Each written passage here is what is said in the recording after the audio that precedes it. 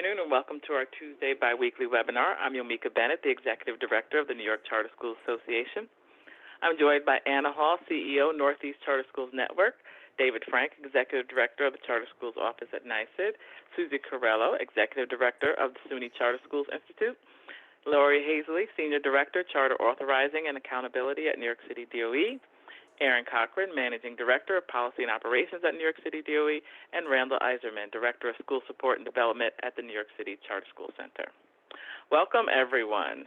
I have updates and announcements from the association, then we'll turn to the authorizers for their updates. If you have any questions, please put them in the Q&A, and we'll field the questions after the updates before we move on to Randall and Aaron for New York City DOE questions and updates. We'll start with the New York Charter Schools Conference. We're excited to announce that our annual statewide New York Charter Schools Conference will take place both virtually and in person, hybrid anyone, this year on October 20th through 22nd. Pre-registration is now open. You can pre-register by clicking in the link that we're going to drop in the chat. If you'd like to submit a proposal to present, we ask that you complete the short form. We're also putting that link in the chat. Please submit the form by September 1st to be considered.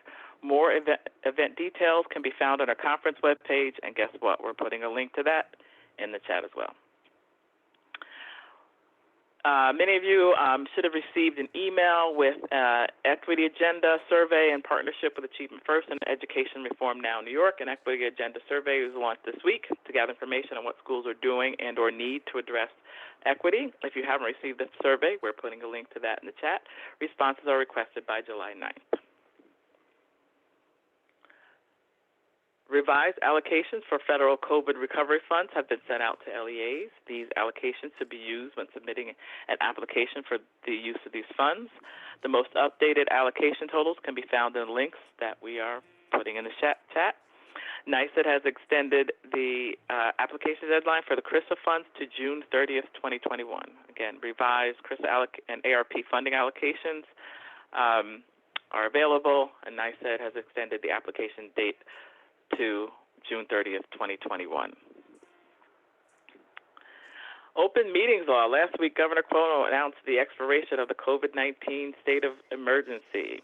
While federal CDC guidelines will remain in effect, including masking and social distancing in schools, transit, and healthcare settings, many of the COVID-19 related regulations, authorizations, and suspensions are no longer in effect as of June 25th. That includes the authorization for remote board meetings. Effective June 25th, board meetings must be open to the general public except for executive sessions, and all reasonable efforts must be made to ensure that meetings are held in facilities that permit barrier-free physical access. Video conferencing used for meetings shall provide an opportunity for the public to attend, listen, and observe at any site where a board member participates. For your review, we are dropping a link in the chat to the Public Officers Law on public meetings. Keeping with COVID, we continue to monitor the possibility of new updated guidance for schools for the 21-22 school year. As of right now, there are no updates. We are dropping a link in the chat to the CDC website. That link will bring you to the current CDC information for schools. We're also putting a link to the June 7th New York State Department of Health interim guidance for schools. Those are the guidelines that remain in effect. So if anything changes, of course, we will let you know, including possibly convening a webinar specifically to discuss those changes. We will keep you posted. Speaking of webinars, the end of the school year and the beginning of summer is a perfect time for everyone to take a breath and take a break. Accordingly, biweekly webinars will be on hiatus for the month of July. We will miss you. We will be returning, however, on Tuesday, August 10th at 4 p.m. with a revamped format that will allow for everyone, more participation for everyone. We've heard from a lot of you that you're very interested in hearing about what other schools are doing to address challenges, bring innovations. So accordingly, if you have a topic that you would most like to hear from other leaders, let us know. Stay tuned for more information over the summer about that new rollout. We at the association will still be here hard at work over the summer. In the meantime, we wish you all a wonderful summer and a happy 4th of July. Those complete our updates. I'm going to turn it over to our authorizers. We're going to start with you, David. Welcome. Thank you. I hope everyone is doing well. excited for the summer. I wanted to mention that attendance data reporting is ongoing, and I'll talk. I know there's a pre-planned question, and then we'll see one of the reasons why it's very important, but it's also important because of PEBT benefits going out to families. So if you have any questions about attendance reporting, we actually have a webinar that we did that was facilitated through the State Association, but there's a recording of it and there's a PDF of the presentation right on our website, and I'll put that in the chat. And then for Board of Regents authorized charter schools, the information on your local assessments is due tomorrow. And we sent a memo out. There's also information on our website, and I'll put a link in the chat in a minute. But if you have any questions, feel free to reach out to your liaison. Other than that, I hope you have a great summer. All right, great, thank you. Hi, Susie, do you have an update? Hi, everybody. It's good to see you all right before, I don't know, a big thunderstorm might be headed our way up here. Wanted to let you know that the Institute is also taking a break from its weekly emails, but we'll see you again in August. The Mighty Institute attorneys have worked on open meeting law guidance, and it's either posted on our website now or it will be imminently. So feel free to take a look at that. And if you've got any specific questions, we're happy to help you navigate. Returning to what we used to do. And real quickly, the finance team asked, since we won't have any of these webinars in July, as a reminder, August 1st annual report, August 3rd, your fourth quarter financials, and then Jeff and Andrew and Sinjin and Carrie and Vicky and Viola and the entire availability team want your accountability plan progress reports on August 16th. And if you're one of the lucky ones to partner with us for renewal this coming year, your renewal applications are due on August 16th too. We're around and we're happy to talk to you and help if there are any questions about preparing any of those materials. Thanks a bunch.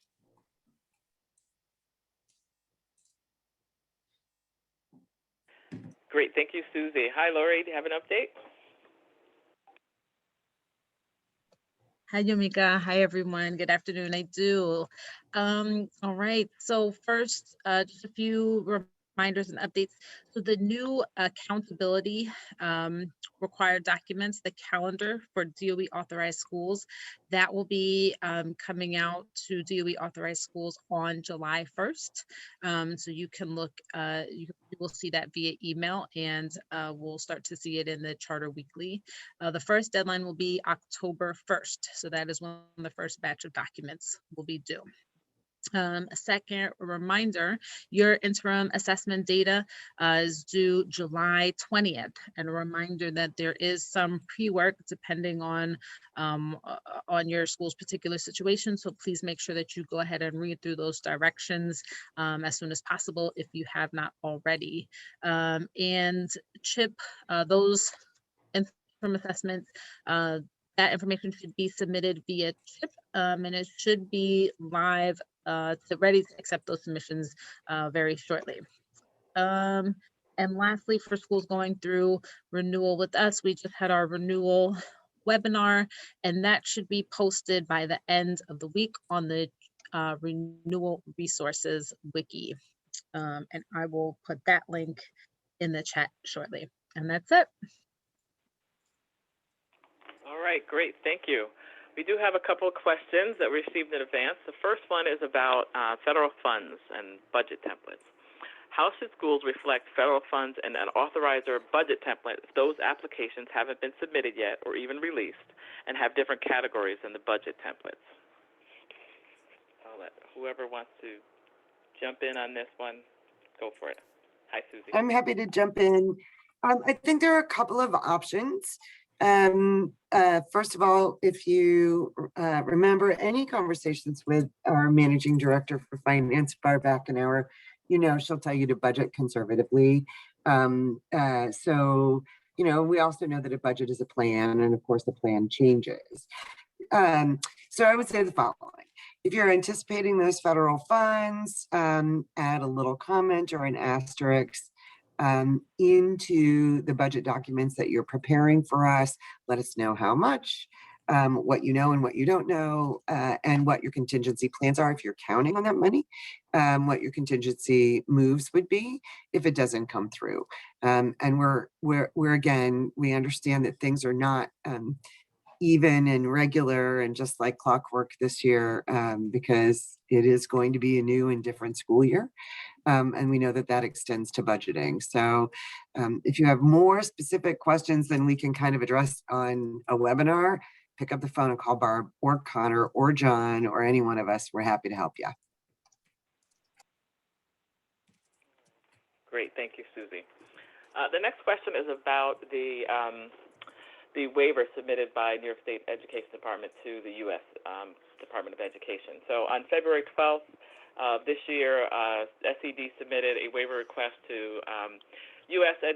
Department of Education on behalf of all LEAs in New York, seeking flexibility from federal accountability requirements for the 2020-2021 school year. David, I'm looking at you on this one. Would you be able to speak to the implications for schools about this waiver, the what's, the whys, the what to expect? Yeah, so thanks for the question, Yumika. I put a link to the waiver. It's to the memo that we sent out on June 22nd in the chat, and there's a lot more detail and information in that memo.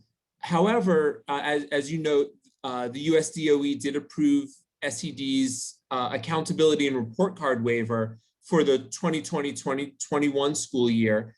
That waiver does remove a number of obligations under the state's plan to fulfill the requirements of ESSA.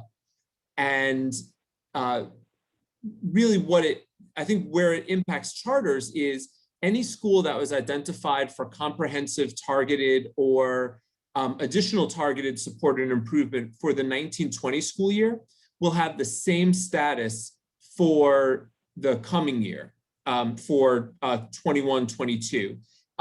The exception is for comprehensive support and improvement schools.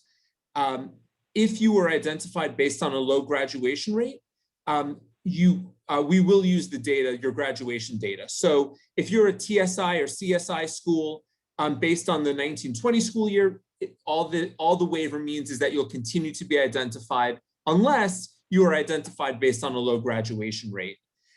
In addition, in the fall, so the fall of 2021 that's coming up, the State Ed Department will identify new schools for CSI and TSI status using data from the 21-22 school year. So really what that means is high schools, graduation rates. As a result of the waiver, the US DOE did require that SED assure them that data on chronic absenteeism, as well as access to high-speed internet for students and teachers will be publicly available and will be broken down by accountability subgroup. We already report that data, so it won't really have an additional impact on you, but we did have to make another assurance that SED is collecting that absentee data. That's what I was alluding to before, as well as reporting it out.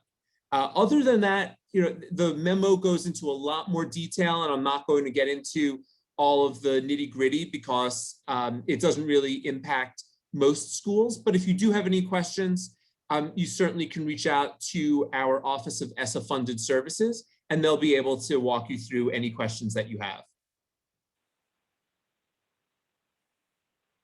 Thank you, David. You're welcome.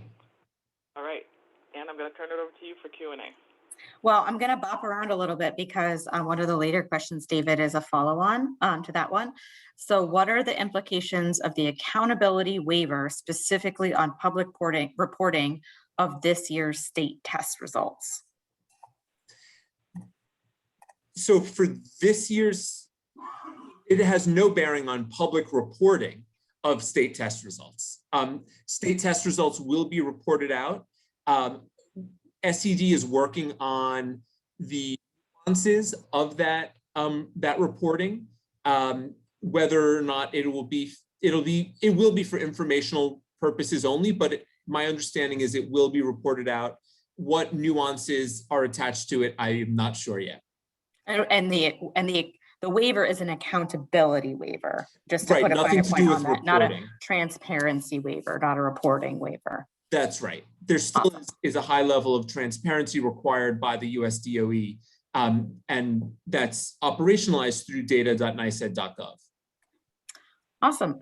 So Yomika, I'm going to put you on the spot, if you will, because I know you've been woman on the spot in terms of some of these executive orders. And so Stacy's asking, other than board meetings, now going back to normal, which Yomika, I think it would be great for you to speak to some of your thoughts on that, maybe from a future either crystal ball or advocacy perspective. What other policies or procedures have been altered due to the emergency orders being removed? And I'm partly asking you because I was about to, in a sort of snarky way, type an answer in the Q&A about no more delivered alcohol, but would love for your broader and more productive response to that. I think that's the number one with a bullet for a lot of people. There will be no more. That's right. Yeah, so I don't have a sort of a thorough list of all the things that won't happen again. So the best way to say that is from a school perspective, understanding that the June 7th guidance document, that's the Bible for what to do.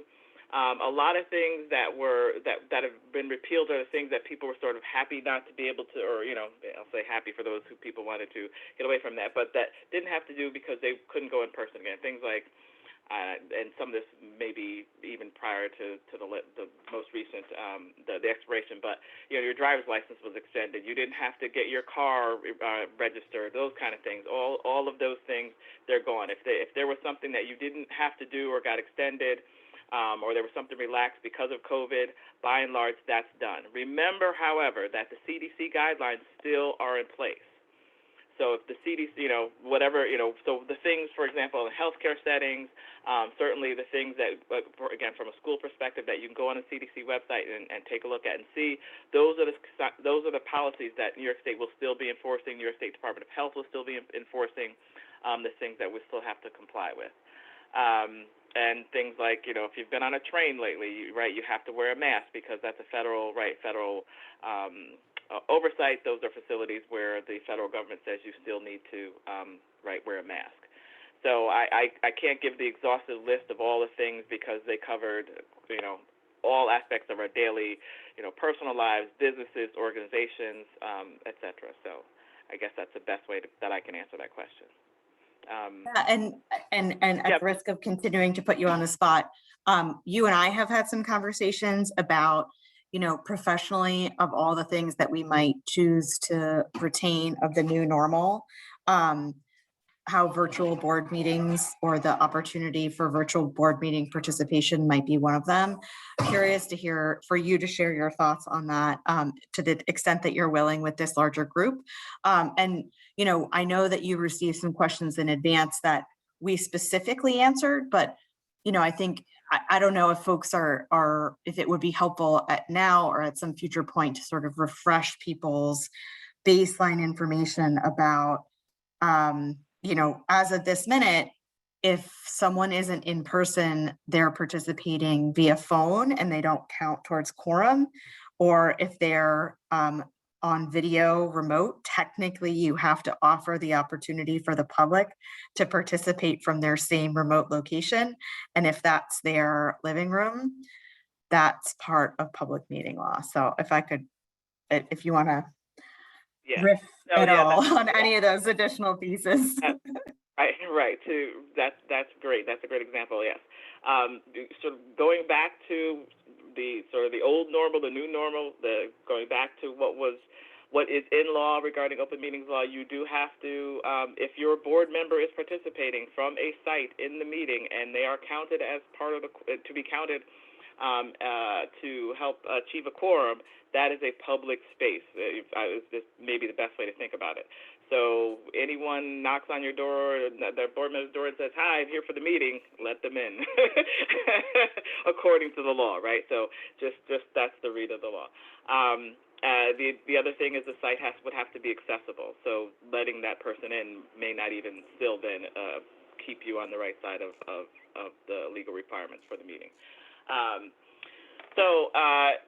I think the schools that I've heard from, and just in general conversations, and certainly at the association, our interaction, our ability to be present at many board meetings because of, and again, even school board meetings, because district schools, I should say, school board meetings, other meetings, because of Zoom and video conferencing capabilities that were allowed, or that were allowed with the executive order, made it a lot more people were able to participate. We were able to engage, and I think that overall, personally, I think that's helpful. I think that's great public policy.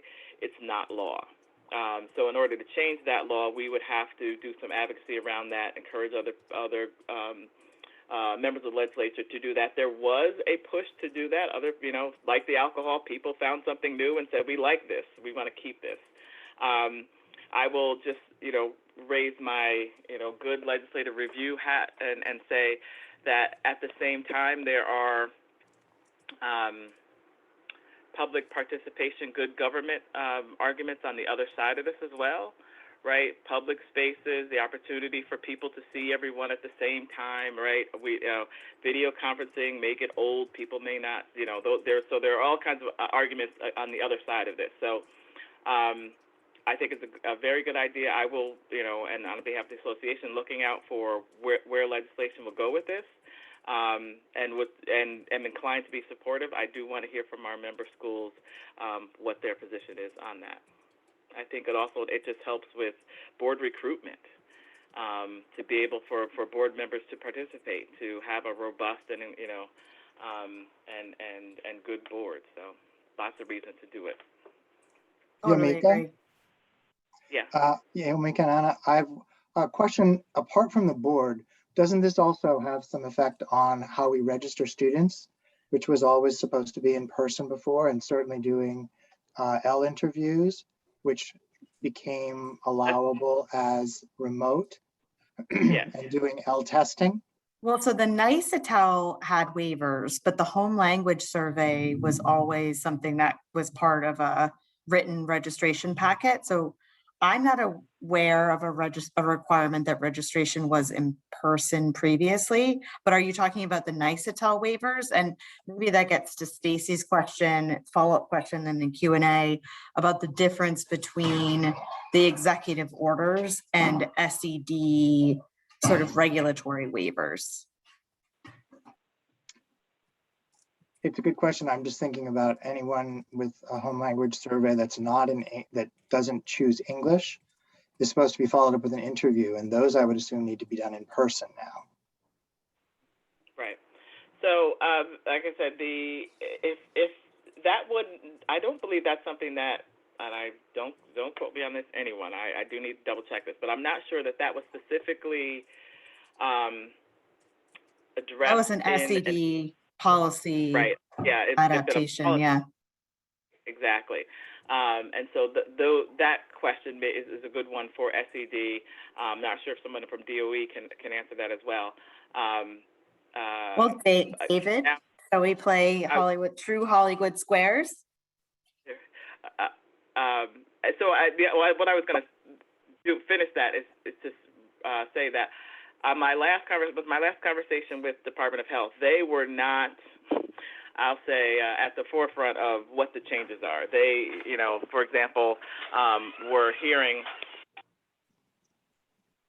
at the same time, that the rest of us were. It appeared from the group on the phone about the expiration of the executive order.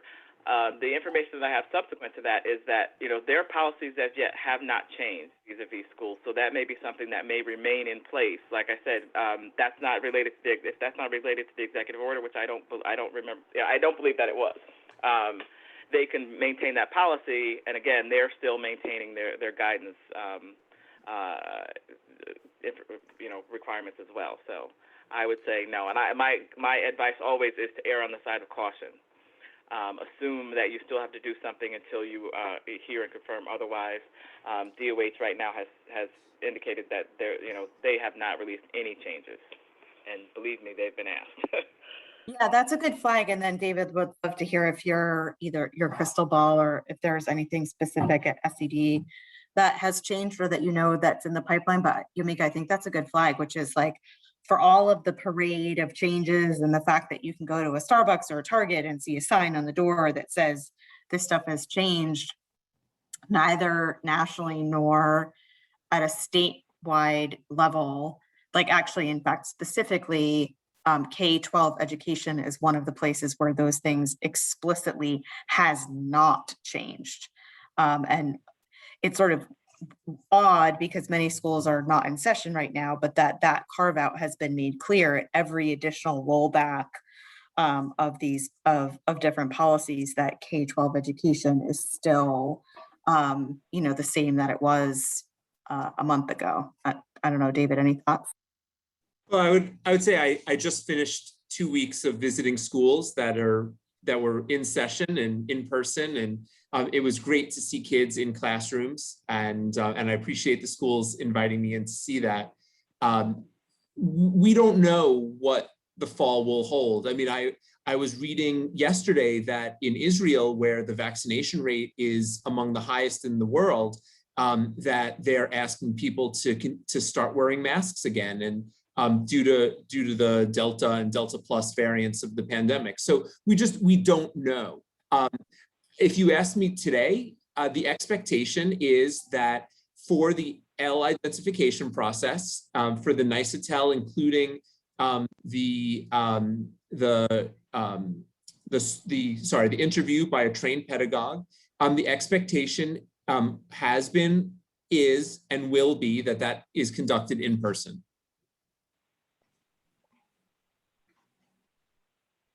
Great. So David, maybe can we stick with you because we have a couple of questions here about the ARP application. Oh, I love ARP.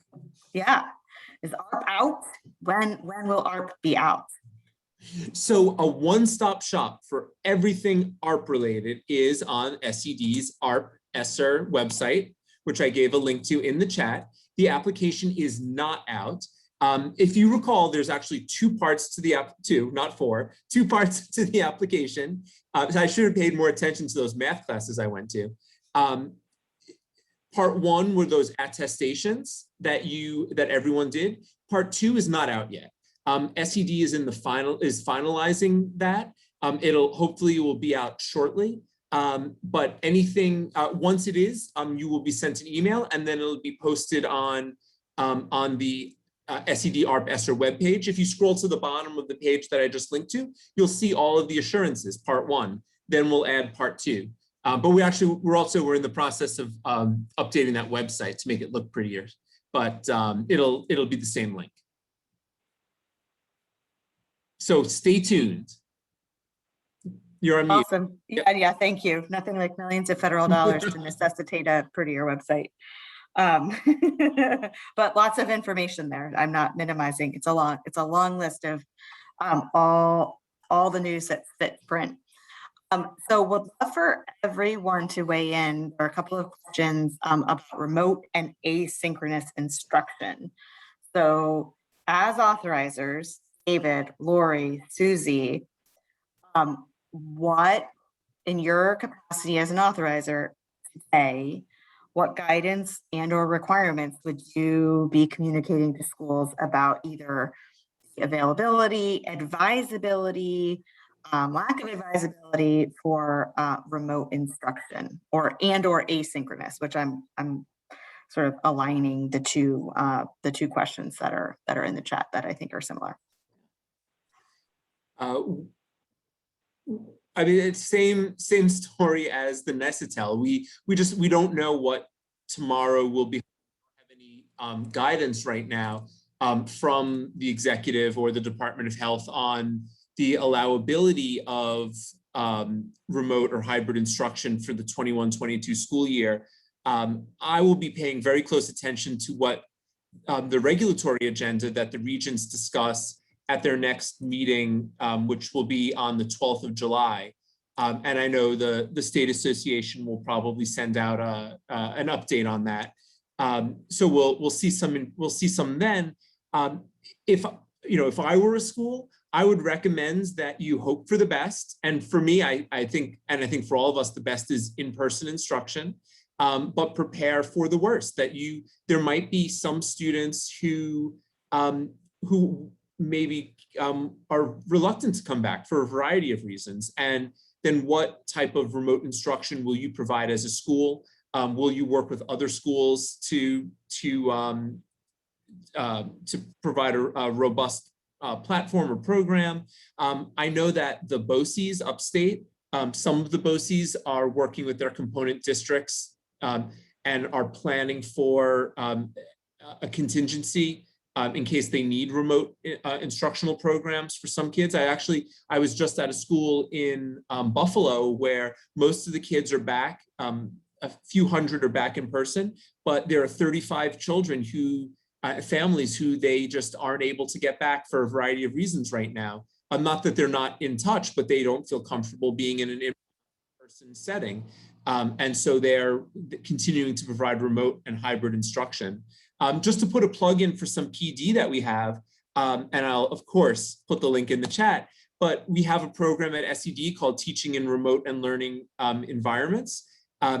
There's free PD for teachers across the state, including charter teachers, on remote and hybrid instruction. And I know during the summer, they'll be transitioning from providing PD on direct instructional services in a remote and hybrid setting to what have we learned from the pandemic and implementing remote and hybrid instruction for the past 15, 16 months. So I definitely would check out that link, pass it along to your instructional staff or whoever does your PD, and check out some of that free professional development that State Ed is paying for. Great. Susie, Laurie, any thoughts as authorizers? Virtual instruction, asynchronous next year? Oh, Con, go. I have a sense of possibility, but as David indicates, we don't have clear direction on that, but we ask about it all the time.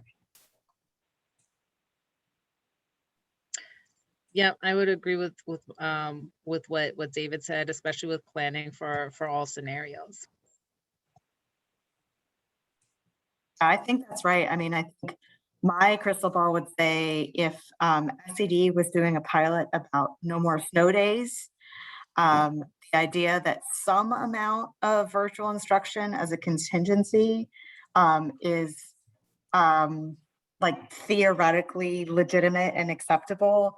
What the amount of some amount is, I think, is the question. And so if I were a school leader today, I would have contingency plans for quarantine shutdowns for cohorts that include virtual instruction, quarantine exclusions for individual students that include virtual instructions, and then in a limited, a time-limited environment, full virtual instruction for the entire school. And my dog has an opinion about that too. I agree, it's terrible. It's all terrible, but and so we have a couple of New York City questions that I'll get to, and I think the last one that's not New York City is about, and Yomika, would you be able to give an update about the lawsuit regarding the 2 Buffalo charters? We can tag team on it if you'd like. Sure. So on the Buffalo charters on Friday, the judge ruled that the schools will not be closed for this year, that the Buffalo Board of Education was not did not properly handle that, and the schools will be open at least for the next year. So there you go. Yes, and let it be a double-edged sword lesson to us all that one of the big causes of actions was that the Buffalo district did not lawfully implement open meeting law. So let that be a lesson to us all.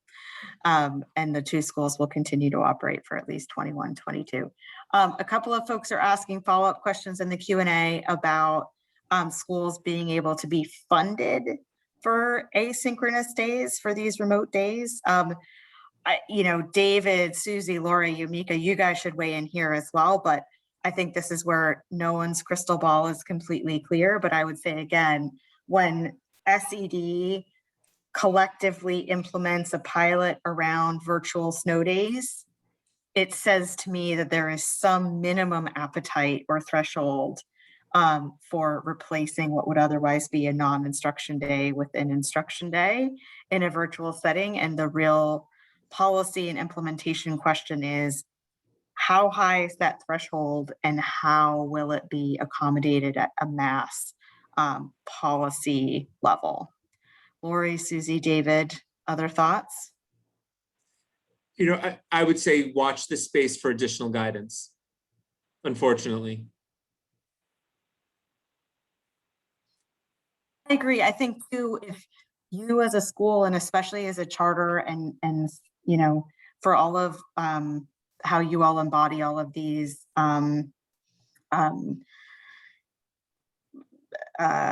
values, if you are working in the best interest of your students and their families, their health, their safety, and their achievement, like let us do the rest. Yeah, I would just also add, we've learned so much about remote and hybrid instruction, and thank you to everyone who participated in the Credo survey of the practices that charters we grabbed the bull by the horns, and we were some of the only educational institutions providing education for kids for months during the pandemic, and you should all take stock in that. Just because you're going back to in-person instruction doesn't mean we didn't learn anything. How do you make sure that your students and staff know how to use electronic tools? How will you use remote or hybrid instruction to provide intervention services, enrichment services, out of school time interventions? How will you use remote or hybrid instruction, whether it's synchronous or asynchronous, during snow days? Although we're asking you to sort of prepare for the worst, hope for the best, certainly there are things that you should be doing anyway if you want to extend the reach of the interventions that you're providing to students. And so we don't think that it'll be in vain if you're preparing for remote instructional opportunities. We should be using them in some regard anyway, whether, like I said, it's enrichment or intervention or just for a snow day. Awesome. Thanks, David. All right, I think with that, all of the remaining questions are New York City specific, so I'll hand it over to Randall and Aaron and Laurie. Greetings all. Thank you, Yumika. Thank you, Anna.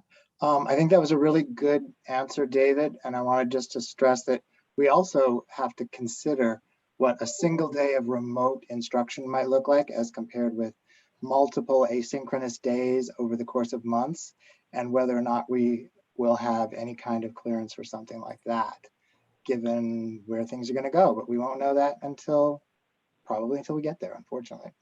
But thank you. And Aaron, let me turn it over to you first of all, because I know there are a couple of updates that you'd like to make. Yes, thank you, Randall. Good afternoon, everyone. So a couple of reminders. So we have sent in the Charter Schools Weekly, and we are sending as well today the list of end of year ATS actions to take and the list of state reporting actions. So please watch that because some of the deadlines are as soon as tomorrow. Additionally, the deadline to apply for a new site for transportation, this could be a site you've served before, but perhaps a new DBN will be living there this year. The deadline for that is July 1st, so that is a very important deadline as well. And then one update on the very important attendance reporting that we have already discussed. I do want to share that as of today, most charter schools in New York City have not yet completed or started this attendance reporting. Again, the strong recommendation is to complete this reporting no later than July 19th, which will then give you an opportunity to review the data in level 2 and make updates as needed. If you miss that deadline, that's fine. You have until August 3rd, but you will not be able to review the data in level 2 and make changes. So I really, really want to encourage folks that have not yet made a plan to submit that data. If you have not yet reached out to Eastern Suffolk BOCES to figure out how to press a button and extract this data from your student information system, which may very well be possible, my strong recommendation is to do that as soon as possible, because this is a lot of information to report, and we're recommending that folks do not wait until the last minute to start. And those are my reminders and updates. One note about the ATS reporting situation, that I know that there are some things that schools need to submit through ATS right now, but we continue to have some issues with getting reports out. One assumes that they'll still have until the rollover once we get ATS reporting back up and running. Correct. So that is the plan, and we will be in touch if anything changes. We don't expect anything to change, and we're hoping to have the issues with the ATS download access resolved as soon as possible. All right. Well, thank you for that. It actually looks like most all the questions, even those that are kind of about DOE situations, have been pretty well covered here. I think Anna's absolutely right.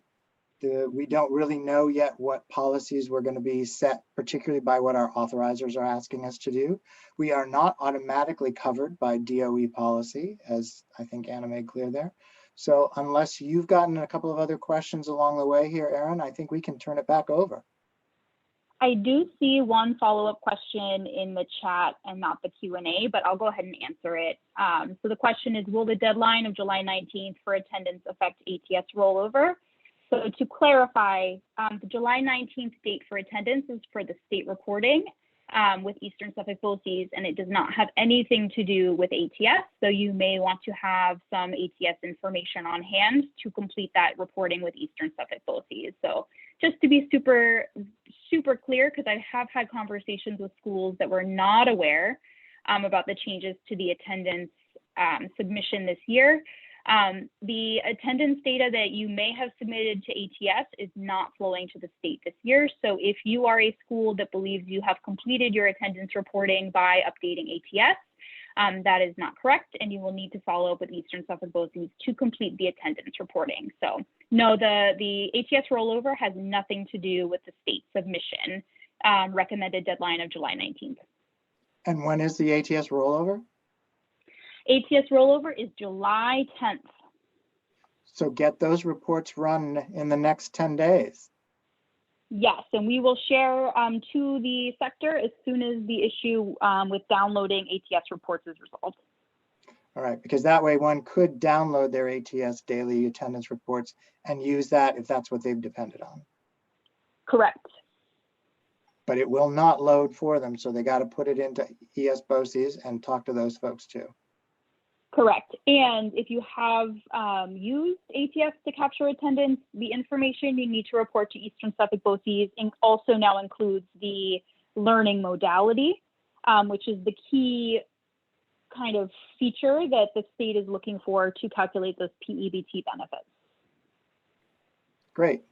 Obviously, those folks that were completely remote are eligible for a different kind of benefit than those students who were in school most of the time. So we want to make sure that families who were remote more than not receive their full eligible benefits. And with that, thanks, Erin. And we turn it back to you, Yumika and Anna. All right, great, thank you. I think that wraps it up. I'm going to hold out for 1 minute for the last call as we do. Anyone have any parting comments before we break? I would just say for the 46 of you that are few the proud last, take a break. Make sure you take a break this summer. I don't know about you, but it is time, it is necessary. We have been running long and we have been running hard and do great work for kids and families. you got to put your own oxygen mask on first. And so we appreciate seeing you. We're going to force you to have a break from all of our friendly faces, barring any organization with an acronym deciding to release guidance, and really, please push yourself to carve out some time. That's my, after school special message, if you will. Great, thank you. All right. Hearing no more comments, everyone enjoy the break. We will be here, as we said, hard at work, keeping you updated. In the meantime, again, we wish you a wonderful summer. Happy 4th of July, and we will see you all sometime soon. At the conference, if not before. Bye-bye.